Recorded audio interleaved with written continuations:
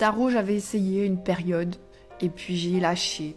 Je pense que c'était une période où mon ego avait besoin de se rassurer. Alors ça nourrissait beaucoup mon ego. C'était presque devenu une addiction, hein, comme pour beaucoup sur... on le voit hein, sur TikTok, l'addiction au tarot. Ça marche bien hein, le tarot, mais parce que ça se nourrit de la peur des gens, ça se nourrit de l'ego en fait. Et l'ego est insatiable, c'est un puits sans fond.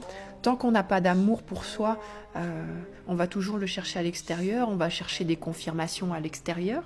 On vient juste confirmer sa névrose, hein, c'est tout.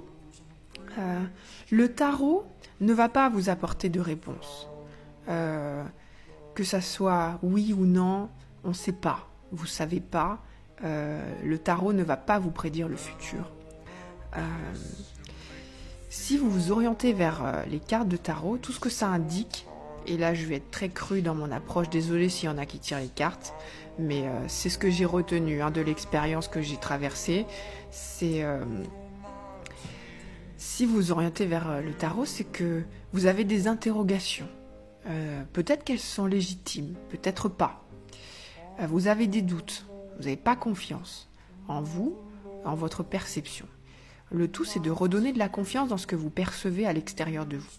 Si c'est dans le cadre d'une relation amoureuse, par exemple, est-ce que la situation vous permet de douter ? Est-ce que vous avez des raisons de douter que quelqu'un s'intéresse à vous ou pas ? Voilà. Observez la situation telle qu'elle est. Observez. Est-ce que la personne vous donne des signes d'intérêt concrètement ? Est-ce qu'elle vous parle ? Est-ce qu'elle vous envoie des messages ? Est-ce que vous la connaissez ? Alors déjà, parlons concret.